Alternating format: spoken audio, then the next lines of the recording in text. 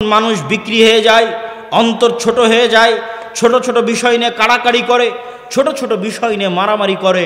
মানুষের অন্তর ছোট হয়ে যায় গোলামির কারণে, মানুষের অন্তর নত হয়ে যায় গোলামির কারণে, মানুষের ব্যক্তি সম্মান নষ্ট হয় গোলামির কারণে, মানুষের ব্যক্তিত্ব, আত্মমর্যাদা, আত্মসম্মান নষ্ট হয় গোলামির কারণে। দলিল আমার কাছ থেকে দলিল হচ্ছে, এই জন্যই আল্লাহ সুবহানাহু ওয়া তাআলা মুসা আলাইহিস সালামকে বানু ইসরাইলদের সাথে বড় করেননি। মুসা আলাইহিস সালামকে আল্লাহ বড় করেছেন ফেরাউনের বাড়িতে। ফেরাউনের বাড়িতে মুসা আলাইহিস সালাম স্বাধীনভাবে আত্মমর্যাদা নিয়ে, আত্মসম্মান নিয়ে, ব্যক্তিত্ব নিয়ে রাজপুত্র হিসেবে ফেরাউনের বাড়িতে বড় হয়েছে। ফেরাউনের বাড়িতে বড় হওয়ার কারণেই মুসা আলাইহিস সালাম যখন বাড়ি থেকে বের হয়ে দেখছেন 25-30 বছর বয়স, যে একজন ফেরাউনের লোক একজন বানু ইসরাইলের লোকের উপর অত্যাচার করতেছে, তখন মুসা আলাইহিস সালাম এক থাপ্পড়ে ফেরাউনের লোককে মেরে ফেলে দিয়েছেন। এই থাপ্পড় দেওয়ার জাজবা কোনো গোলামের থাকতে পারে না। এই থাপ্পড় দেওয়ার জাজবা মুসা আলাইহিস সালামের মধ্যে এই জন্যই এসেছে যে উনি স্বাধীনভাবে ফেরাউনের বাড়িতে বড় হয়েছেন। আল্লাহ সুবহানাহু ওয়া তাআলা এই জন্যই ওনাকে বানু ইসরাইলের সাথে বড় করেনি, কিন্তু উনি তো স্বাধীনভাবে আত্মমর্যাদা নিয়ে বড় হলেন। কিন্তু যাদের উনি নবী, এরা তো 300 বছর থেকে গোলাম। এই জন্য কথায় কথায় এদের আচরণ দেখেন। নবীকে বলতেছে তোমার আল্লাহকে না দেখলে ঈমান আনবো না, নবীকে বলতেছে এক খাবার প্রতিদিন ভালো লাগে না, নবীকে বলতেছে তুমি যাবার তোমার আল্লাহ গিয়ে যুদ্ধ করো, তারপরে জয় হলে আমরা আসব। এই ধরনের কথা একজন নবীর সাথে কেমনে যায়? নবী ব্যক্তিত্ব, আত্মমর্যাদা, আত্মসম্মান, সত্যবাদিতা, আমানতদারিতা, ন্যায়পরায়ণতার বৈশিষ্ট্যে বড় হয়েছে, আর এরা গোলামির জীবনযাপন করেছে। এই জন্য এদেরকে উনি চালাতে পারেননি। আমরা মুসলমানেরা, আমাদেরও স্বভাব এতটা নিকৃষ্ট, এতটা খারাপ, এতটা জঘন্য ছিল না, কিন্তু দীর্ঘ 200, 250, 300 বছরের ব্রিটিশদের গোলামি আমাদেরকে মিথ্যুক, দুর্নীতিবাজ, ধোঁকাবাজ, ফাঁকিবাজ বানিয়ে ছেড়েছে। আমাদের রক্তের মধ্যে মিথ্যা, ধোঁকা, দুর্নীতি এবং ফাঁকি ঢুকে গেছে গোলামি করতে করতে। আপনাদের আরএস পর্চার আগের সিএস এবং এসএ পর্চা খুলে দেখেন, আপনারা জমির মালিকই ছিলেন না। ওখানে তাদের নাম লেখা আছে যেই জমিদারের নামে কর এবং খাজনা দেওয়া হতো, জমির মালিকই ছিলেন না। ব্রিটিশরা পিটিয়ে নীল চাষ করাতো এই অঞ্চলের মানুষকে, আর ডিভাইড অ্যান্ড রুলস, একজনকে আরেকজনের বিরুদ্ধে লাগিয়ে রেখে শাসন করত। তো একজন আরেকজনের বিরুদ্ধে লাগতে লাগতে, মারামারি করতে করতে অন্তর ছোট হয়ে গেছে, জাতিগতভাবে অন্তর ছোট হয়ে গেছে। তার প্রমাণ সাধারণ মানুষ বাদ, আপনি আলেম ওলামাকে দেখেন না, মঞ্চে উঠে, স্টেজে উঠে কিভাবে গালাগালি করে। আলেম ওলামাদের দেখলে আপনি বুঝতে পারবেন যে ব্যক্তিত্ব, আত্মসম্মান, আত্মমর্যাদা, জাতি হিসেবে আমাদের কোথায়। আপনি বলবেন এটাকে শুধু বাংলাদেশের মুসলমানদের অবস্থা? জি না, বাংলাদেশের মুসলমানদের চাইতে ভয়াবহ, জঘন্য, নিকৃষ্ট অবস্থা আফ্রিকার মুসলমানদের। তারা আরো বেশি জঘন্য গোলামি করেছে ফ্রান্সের, ইতালির, স্পেনের। আপনি যান, গেলে দেখতে পাবেন কিভাবে তাদের জীবনের সাথে মিথ্যা, ধোঁকা, শঠতা, ফাঁকিবাজি মিশিয়ে আছে। ইতালি আর ফ্রান্সের রাস্তায় যত চোর আছে, যত ডাকাত আছে, যত ছিনতাইকারী আছে, তার বেশিরভাগ মুসলমান। আল্লাহর কসম, তার বেশিরভাগ মুসলমান। কেন? ওদেরকে ফ্রান্স, ইতালি, স্পেন এমনভাবে ওদেরকে শাসন করেছে, এমনভাবে ওদেরকে গোলাম বানিয়ে রেখেছে যে ওদের স্বাভাবিক জন্মগত চরিত্র ধ্বংস হয়ে গেছে। আর আমরা যে আজকের যুগের বানু ইসরাইল, তার প্রমাণ, তার আর একটা প্রমাণ দিয়ে আমার বক্তব্য সামনের দিকে এগিয়ে যায়। ওই যুগের বানু ইসরাইলেরা যে গোলাম ছিল, তার প্রমাণ আল্লাহ কোরআনে বলছে, ইযাববিহুনা আবনাকুম, তোমাদের ছেলে সন্তানদের ওদের চোখের সামনে ওদের ছেলে সন্তানদের জবাই করতে ফেরাউন। তাদের চোখের সামনে তাদের ছেলে সন্তানদের জবাই করতে ফেরাউন। আর আজকে কিসের আমার চোখের সামনে? আজকে সারা বিশ্বের চোখের সামনে মুসলমানদের জবাই করতেছে আজকের যুগের ফেরাউনেরা ফিলিস্তিনে, সারা বিশ্বের চোখের সামনে। এই একটাই প্রমাণ করে যে আপনি গোলাম, আমি গোলাম, আমরা কৃতদাস, গোলামের জীবন যাপন করছি। আমরা হচ্ছে এই যুগের বানু ইসরাইল, আর ওরা হচ্ছে এই যুগের ফেরাউন। আর আমাদের স্বভাব চরিত্রের কারণে আমাদের ভাগ্য বানু ইসরাইলের ভাগ্যের সাথে মিশে গেছে, গোলামি আমাদের ভাগ্যে লেখা হয়ে গেছে। আমাদেরকে সততা, ন্যায়পরায়ণতা, আমানতদারিতায় ফিরে যেতে হবে। এই জন্য আল্লামা ইকবাল বলেছেন, সাবাক ফিরসে পড় সাদাকাত কা, আদালত কা, শুজাআত কা, লিয়া যায়েগা তুঝসে কাম, দুনিয়া কি ইমামত কা। এই মুসলমানেরা, এই মুসলিম জাতি, এই মুসলিম উম্মাহ, আমি তোমাদেরকে বলছি, তোমাদের মধ্যে সালাত আছে, সিয়াম আছে, হজ আছে, যাকাত আছে, তোমাদের মধ্যে নাই সত্যবাদিতা, তোমাদের মধ্যে নাই আমানতদারিতা, তোমাদের মধ্যে নাই ন্যায়পরায়ণতা। তোমরা নতুন করে সত্য বলা শিখো, তোমরা নতুন করে আমানতদারিতা শিখো, তোমরা নতুন করে ন্যায়পরায়ণতা শিখো। আল্লাহ পুনরায় তোমাদেরকে দুনিয়ার নেতৃত্ব দিয়ে দিবে। এটা আল্লামা ইকবাল তার কবিতার মধ্যে লিখে গেছেন। উনি ধরতে পেরেছিলেন আজকের মুসলমানেরা কোন অবস্থায় আছে, কি সমস্যার মধ্যে আছে, সেটা তিনি ধরতে পেরেছিলেন।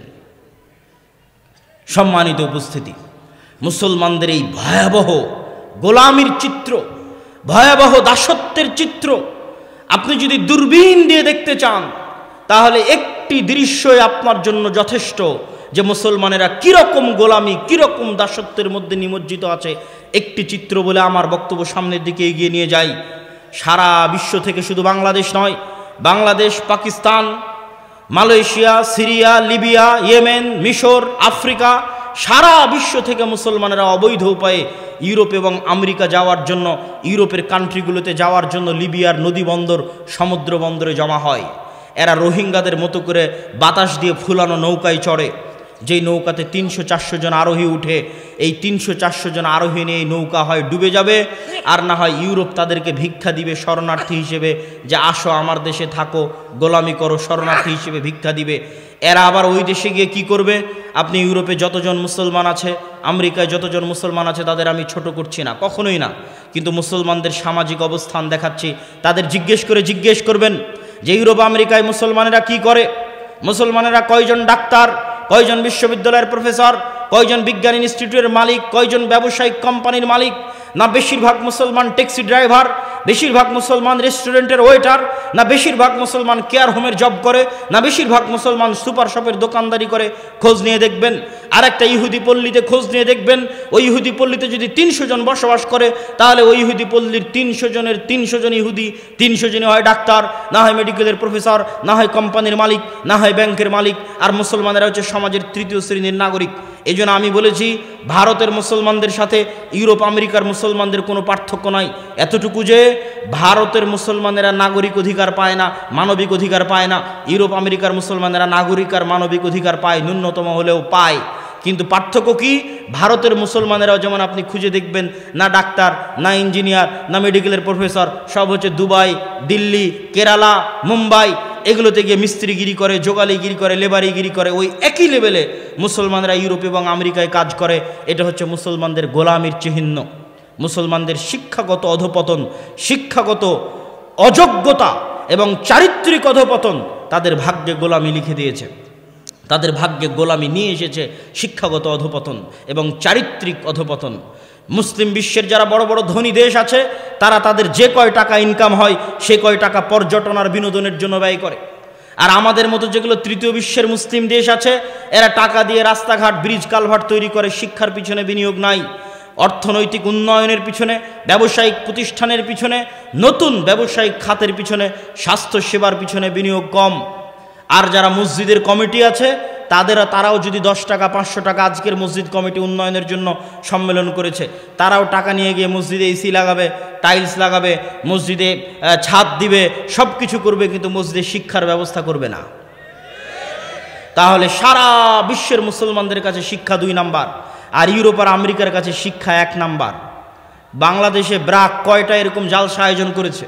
খ্রিস্টান মিশনারি কয়টা এরকম জালসা আয়োজন করেছে? ব্রাক কি করে? 25 থেকে 30 হাজার স্কুল চালায়। খ্রিস্টান মিশনারি কি করে? সবচেয়ে দামি এবং শ্রেষ্ঠ স্কুল পরিচালনা করে।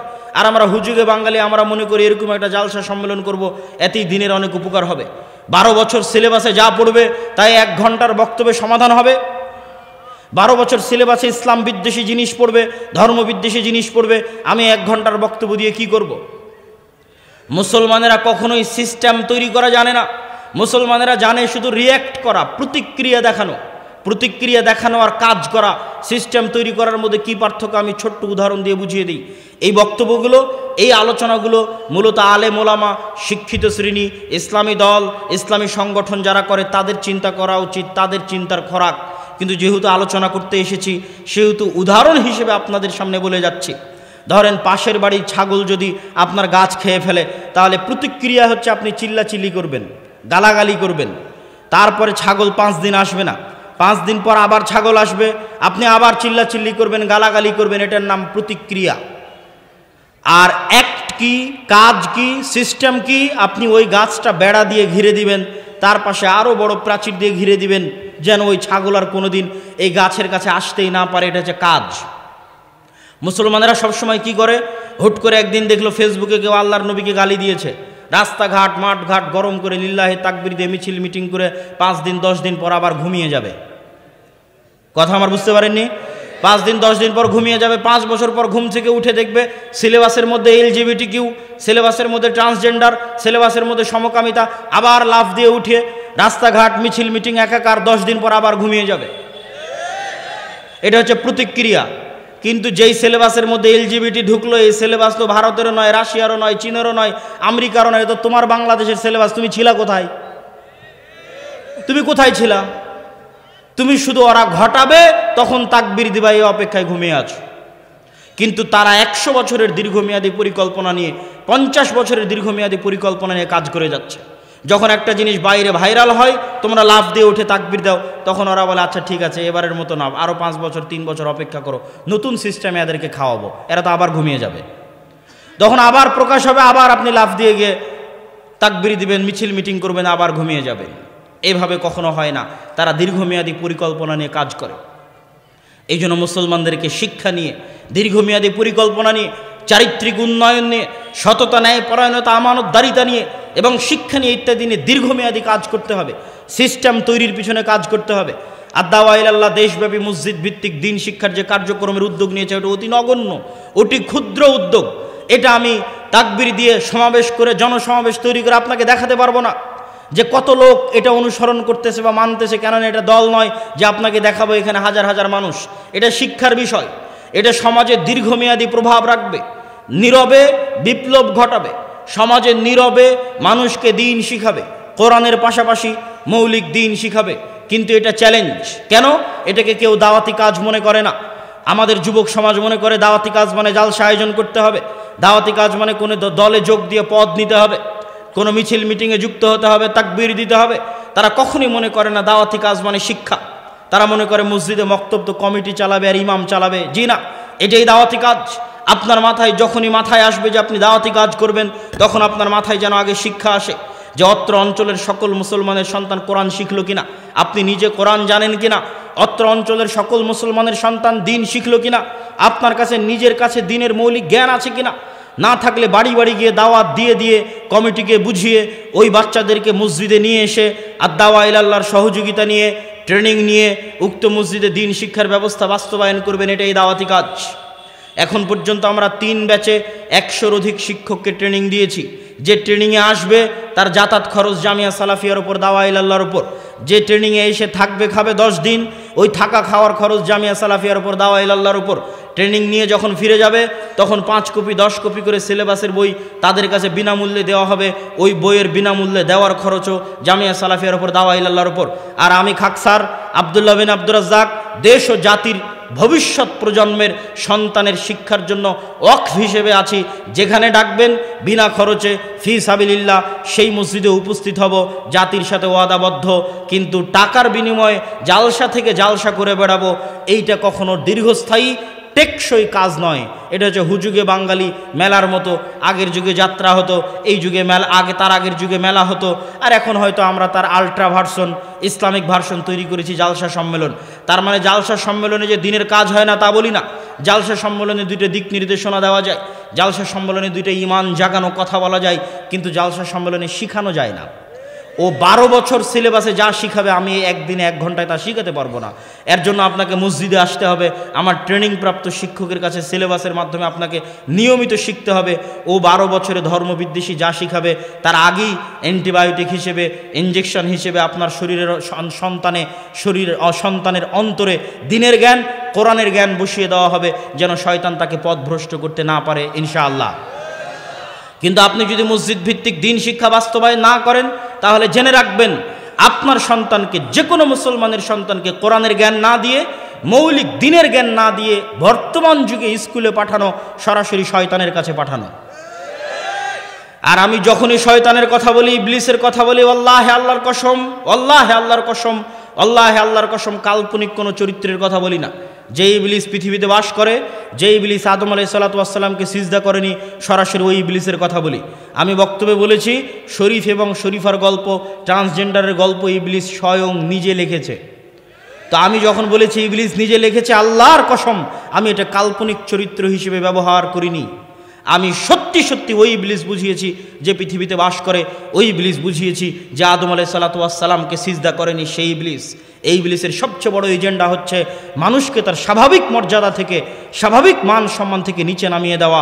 তাহলে মানুষ যখন এই ধরনের জঘন্য নিকৃষ্ট পশু বৃত্তিতে লিপ্ত হয়ে যাবে, তখন ইবলিস খুশি হবে, ইবলিস শান্তি পাবে, ইবলিস আরাম পাবে। এই জন্য সারা পৃথিবীতে ইবলিস তার এই এজেন্ডা নিয়ে কাজ করতেছে। অতএব আপনি আপনার সন্তানকে দিন না শিখে স্কুলে পাঠালেন মানে ইবলিসের কাছে পাঠালেন। আর সেই দিন আরও ভয়াবহ হবে। কোন দিন ভয়াবহ হবে? আপনি জার্মানিতে খোঁজ নেন, ফ্রান্সে খোঁজ নেন, যে কোনো প্রবাসী ভাইয়ের কাছে, যে মুসলমানের সন্তান যদি স্কুলে যায় আর স্কুলে যদি তাকে সমকামিতা শেখানো হয়, আর বাবা যদি এই সমকামিতার প্রোটেস্ট করে, যেটা আমাদের দিনে হারাম, বা বাবা যদি সন্তানকে শাসন করার চেষ্টা করে, আর ওই সন্তান যদি স্কুলে গিয়ে শিক্ষককে বলে যে আমার স্কুলে যেটা শেখানো হচ্ছে বাবা তার বিরোধিতা করতেছে এবং আমাকে এটা করতে দিচ্ছে না বা মানতে দিচ্ছে না, সাথে সাথে গভর্নমেন্টের পক্ষ থেকে পুলিশের মাধ্যমে ওই সন্তানকে বাপ মা থেকে আলাদা করে দেওয়া হবে, সন্তানকে সেফ হোমে রাখা হবে। মাসে একদিন, বছরে একদিন সন্তানকে আপনি দেখতে পাবেন, সন্তানকে আপনি শিক্ষা দিতে পারবেন না। সন্তান জন্ম দিয়েছেন আপনি, সন্তানের পিছনে খরচ করছেন আপনি, খাওয়াচ্ছেন আপনি, কিন্তু সন্তানকে শিক্ষা দিবে, মানুষ করবে স্বয়ং ইবলিস নিজে। সেই ভয়াবহ দিন এখনও আসেনি। ওই ভয়াবহ দিন আসার আগে এখনও যতদিন আপনাদের মসজিদগুলো আছে, এই মসজিদগুলোতে দিন শিক্ষার ব্যবস্থাকে শক্তিশালী করেন। মসজিদের চাইতে শক্তিশালী হতে হবে দিন শিক্ষার ব্যবস্থা। এমনও বহু মসজিদ গেছি আমাদের 157-58 মসজিদের সফরের মধ্যে, যেই মসজিদগুলোতে এসি আছে, টাইলস আছে, সব কিছু আছে, কিন্তু দিন শিক্ষা, কোরআন শিক্ষার ব্যবস্থা নাই।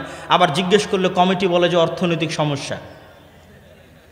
তখন আমি কমিটিকে বলেছি আপনার এসি বিক্রি করলে 1 বছর মক্তব চলবে, আর আপনার এসি বিক্রি করা শেষ হয়ে গেলে মসজিদের দেওয়াল থেকে টাইলস খুলে বাজারে বিক্রি করবেন, ওইটা দিয়ে আর কিছুদিন মক্তব চলবে।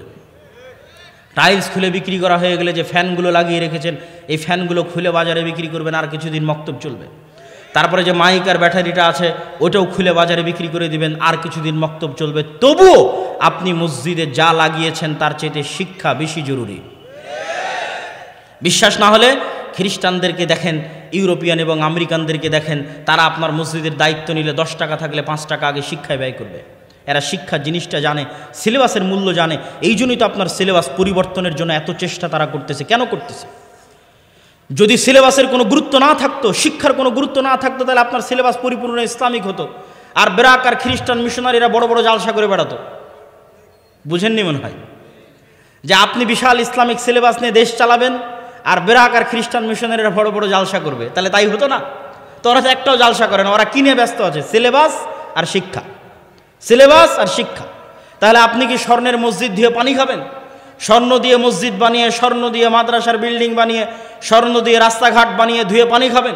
যেখানে যেই মসজিদের আশেপাশে জুয়াখোর, মদখোর, গাঞ্জাখোর, Free Fire, PUBG, TikTok, reels ইত্যাদি নেশাগ্রস্ত যুব সমাজে পরিপূর্ণ হয়ে গেছে।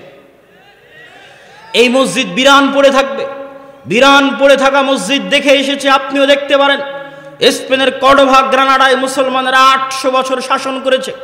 কর্ডোভার জামে মসজিদে এক ছাদের নিচে, এক ফ্লোরে 70,000 মুসলমান মুসল্লি সালাত আদায় করতে পারবে। সেই কর্ডোভার জামে মসজিদ আজ পৃথিবীর সবচেয়ে বড় গির্জা। বাহির থেকে দেখলে দেখবেন মিনার আছে, কারুকাজ আছে, ডিজাইন আছে, মেহরাব আছে, মনে হচ্ছে এখনই আজান দিবে আর এখনই সালাত হবে। ভিতরে ঢুকে দেখবেন মারিয়াম আলাইহিস সালাতু ওয়াস সালাম আর ঈসা আলাইহিস সালাতু ওয়াস সালামের মূর্তিতে পরিপূর্ণ হয়ে আছে। বলেন নাউজুবিল্লাহ। তো মসজিদ তো বিরান পড়ে আছে। এরকম মসজিদ বিরান পড়ে থাকবে যদি আপনি শিক্ষার ব্যবস্থা না করেন। সম্মানিত উপস্থিতি, আমি আমার বক্তব্য দীর্ঘায়িত করতে চাই না, তবে যতটুকু আপনাদেরকে বলে যাচ্ছে এতটুকু নিয়ে যদি কাজ করেন, অন্তত সত্য বলা যদি শিখেন, মিথ্যা থেকে যদি তওবা করেন, যার জীবনে কোনোদিন মিথ্যা বলবেন না। আমি আমার ব্যক্তিগত অভিজ্ঞতা বলি। আমার ছেলে মোহাম্মদ, আমি আগে মনে করতাম ইউরোপ ঘোরার আগে বা ইংল্যান্ড ঘোরার আগে যে তাদেরকে সালাত, সিয়াম, হজ, জাকাত এগুলো শিখাতে হবে। সালাত, সিয়াম জরুরি, কিন্তু এখন আমি মনে করি আগে শিখাতে হবে সত্য বলা, আগে শিখাতে হবে ন্যায় পরায়ণতা, আগে শিখাতে হবে আমানতদারিতা। কেননা আমার নবী মুহাম্মদ সাল্লাল্লাহু আলাইহি ওয়াসাল্লাম নবী হওয়ার আগে জন্মগত সত্যবাদী ছিলেন, নবী হওয়ার আগে জন্মগত আমানতদার ছিলেন, নবী হওয়ার আগে জন্মগত ন্যায়পরায়ণ ছিলেন। আর আমাদের কাছে সালাত, সিয়াম, হজ, যাকাত আছে, কিন্তু মাদ্রাসা, মসজিদ, দল, সংগঠন কোথাও ন্যায়পরায়ণতা নাই, আমানতদারিতা নাই, সত্যবাদিতা নাই, সততা নাই।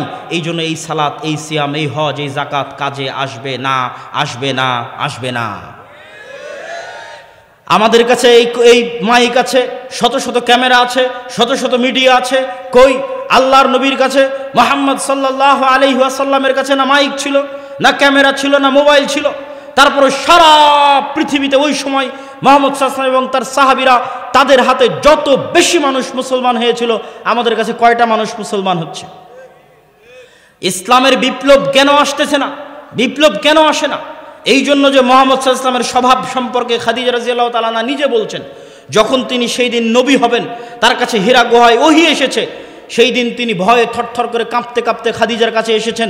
সেই দিন খাদিজা রাদিয়াল্লাহু তাআলা আনহা মুহাম্মদ সাল্লাল্লাহু আলাইহি ওয়াসাল্লামকে বলছে, লা ইউখজিকাল্লাহ, আল্লাহ আপনাকে কখনোই ধ্বংস করবেন না। কেন? আপনি হচ্ছেন তাসিলুর রাহিম, আপনি সেই নবী যিনি আত্মীয়তার সম্পর্ক রক্ষা করেন। তাকরি যায়েফ, আপনি সেই নবী, সেই মানুষ যিনি গরিব ধনী সকল মেহমানের মেহমানদারি করেন। তুইনু আলা নাওয়াইবিল হক, আপনি সেই মুহাম্মদ যিনি অসহায়, দুস্থ, দরিদ্র মানুষের, বিপদগ্রস্ত মানুষের পাশে দাঁড়ান। আপনি সেই নবী, সেই মানুষ, সেই মুহাম্মদ যিনি তাহমিলুল কাল, মানুষের যদি বোঝা ভারী হয়, ঋণের বোঝা ভারী হয়, যাত্রাপথে মানুষের বোঝা ভারী হয়, তাহলে সেটা আপনি উঠিয়ে দেন। এই বৈশিষ্ট্যগুলো যখন আমার নবীর মধ্যে আছে, তখনও সালাত আসেনি, সিয়াম আসেনি, হজ আসেনি, যাকাত আসেনি। এই বৈশিষ্ট্যের কারণে, এই ব্যক্তিত্বের কারণে, এই আমানতদারিতার কারণে, এই সততার কারণে, এই ন্যায়পরায়ণতার কারণে আল্লাহর নবী এবং তার সাহাবীরা যেখানে গেছে, এই ন্যায়পরায়ণতা দেখে, সততা দেখে, আমানতদারিতা দেখে, চারিত্রিক উন্নতি দেখে মানুষ দলে দলে ইসলাম গ্রহণ করেছে। আর আমাদের কাছে সবই আছে, কিন্তু মুহাম্মদ সাল্লাল্লাহু আলাইহি ওয়াসাল্লামের ওই চরিত্র নাই, ওই সততা নাই, ওই আমানতদারিতা নাই, ওই ন্যায়পরায়ণতা নাই, আর ওই শিক্ষার ব্যবস্থা নাই। যেই শিক্ষার ব্যবস্থা আমরা হারিয়ে ফেলেছি, যেই শিক্ষা আমাদের কাছে গুরুত্বহীন হয়ে গেছে, সারা বিশ্বের মুসলমানের কাছে গুরুত্বহীন হয়ে গেছে। অতএব আমি আপনাদের কাছে উদাত্ত আহ্বান জানাবো, আমার বক্তব্য শেষ করার আগে দুইটা দাওয়াত আপনারা নিয়ে যাবেন। এক, আল জামিয়া সালাফিয়া রূপগঞ্জ নারায়ণগঞ্জ 50 থেকে 60 বিঘা জমির উপর এখন অবস্থান করছে। ভবিষ্যৎ পরিকল্পনা 100 বিঘা জমির উপর একটি আন্তর্জাতিক মানের ইসলামী বিশ্ববিদ্যালয় সহ আরও বহু মেগা প্রকল্প এখানে বাস্তবায়ন হবে, যদি আল্লাহ সুবহানাহু ওয়া তাআলা কবুল করে। বলেন আল্লাহুম্মা আমিন। সেখানে 7 ও 8ই মার্চ দেশ এবং বিদেশ, সৌদি আরব, ভারত এবং বাংলাদেশ 3 দেশের আলেম ওলামা উপস্থিত থাকবে। উক্ত অনুষ্ঠানে আপনাদের স্বতঃস্ফূর্ত অংশগ্রহণের আহ্বান জানাচ্ছি। বলেন ইনশাআল্লাহ। পাশাপাশি আদ-দাওয়া ইলাল্লাহর অধীনে মক্তব পরিচালনা করা, এটা উন্মুক্ত, সবার জন্য উন্মুক্ত। আমাদের এখনও 1000 আবেদন আছে। যেখান থেকে আবেদন হচ্ছে, হতাশার কিছু নাই। যদি 160টা মসজিদে যেতে পারি, তাহলে বাকি 1000 মসজিদেও যেতে পারবো ইনশাআল্লাহ। আপনিও আমাদের কাছে আমাদের গুগল ফর্ম লিঙ্ক পূরণ করে আবেদন জানিয়ে রাখতে পারেন। পাশাপাশি আপনার শিক্ষককে ট্রেনিংয়ে পাঠিয়ে মসজিদের মক্তব শিক্ষাকে উন্নত করতে পারেন। আমাদের কাছে কোরআনের পাশাপাশি দিন শিক্ষা দুটো মিলে সুন্দর সিলেবাস আছে, সুন্দর ট্রেনিংয়ের ব্যবস্থা আছে, মক্তবের ম্যানেজমেন্ট সিস্টেম আছে। এটা নিয়েই আমি কাজ করতেছি, এটাই আমার ধ্যান জ্ঞান। এটাকে আমি যুদ্ধ হিসেবে নিয়েছি, সংগ্রাম হিসেবে নিয়েছি। কার বিরুদ্ধে বলেন তো? জোরে বলেন, কার বিরুদ্ধে? কাল্পনিক না বাস্তবে? বাস্তবে ইবলিসের বিরুদ্ধে, বাস্তবে শয়তানের বিরুদ্ধে যুদ্ধ হিসেবে গ্রহণ করে মসজিদ ভিত্তিক দিন শিক্ষা, মসজিদ ভিত্তিক কোরআন শিক্ষার এই কার্যক্রমকে সামনের দিকে এগিয়ে নিয়ে যাবেন। আর আপনাদের কাছে আজকে স্টেজে আমি জানি না কি ধরনের বই পুস্তক আছে, তারপরও ফিকহুস সালাফ, আহলুল হাদিসদের ফিকা আছে কি নাই, এই মর্মে মানুষেরা অভিযোগ করে যে সালাফিরা ফিকা মানে না, আহলে হাদিসেরা ফিকা মানে না। এই বইটাকে মূল্যায়ন করবেন। ভারতের বিখ্যাত আলেম নওয়াব সিদ্দিক হাসান খান ভূপালী রাহিমাহুল্লাহ কর্তৃক রচিত এবং ইমাম নাসিরউদ্দিন আলবানী রাহিমাহুল্লাহ কর্তৃক পরামর্শ প্রদানকৃত এই গ্রন্থ। পাশাপাশি আমাদের যে বই পুস্তকগুলো রয়েছে, মাসিক আল ইতিসাম সহ সকল বই আপনারা